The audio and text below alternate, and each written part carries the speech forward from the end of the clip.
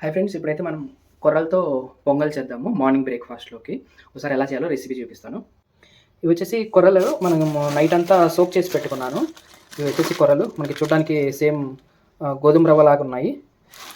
ఇవైతే 2 కప్స్ తీసుకొని 2 కప్స్ కాదు 1 కప్ తీసుకొని నైట్ అంతా సోక్ చేసి పెట్టాను.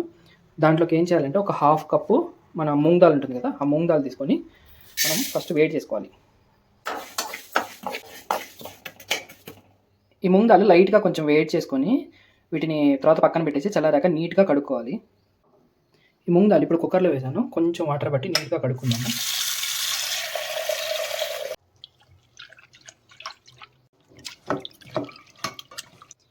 నీట్‌గా కడుక్కున్నాక ఈ వాటర్ మొత్తం పడబోసి మనం ఆల్రెడీ నైట్ నానబెట్టుకున్న కొర్రలు ఉన్నాయి కదా, అవి ఇందులో వేసుకోవాలి.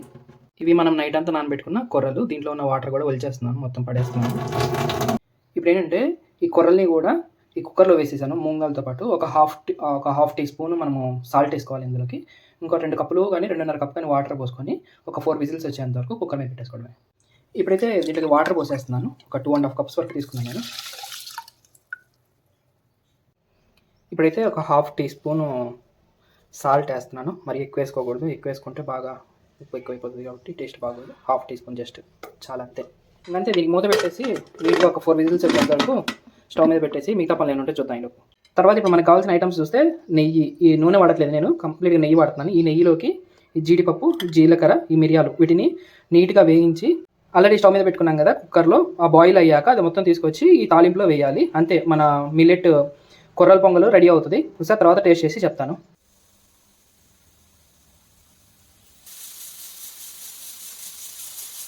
ఇప్పుడే స్టవ్ ఆపేసాను మామ. ఒకసారి చూద్దాము మనం వేసిన కొర్రలను మూంగ్ దాల్ బాయిల్ అయిందో లేదో. నీట్గా బాయిల్ అయింది. ఇప్పుడు మనం దీన్ని ఏం చేద్దామంటే నీట్గా తాలింపు వేసుకుందాం. ఫస్ట్ అయితే ఒక 2 స్పూన్స్ నెయ్యి వేస్తున్నాను.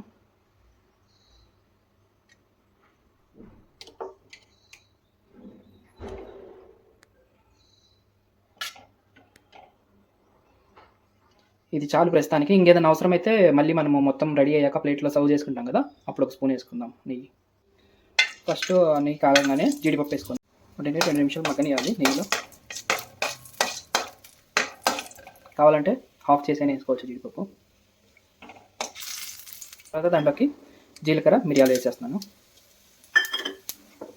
అంతే, 1 నిమిషం అలా తిప్పుకొని మంట చిన్నది పెట్టుకోవాలి.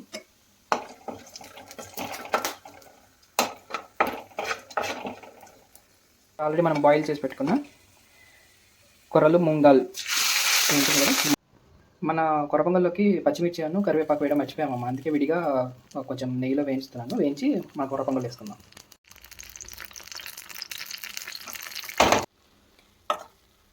పచ్చిమిర్చి కరివేపాకు కూడా తాలింపులాగా చేసేసాను నెయ్యిలో. మొత్తాన్ని మన కొర్ర పొంగల్ అయితే రెడీ అయింది. స్టవ్ ఆఫ్ చేసేసుకొని సర్వ్ చేసుకోవడమే.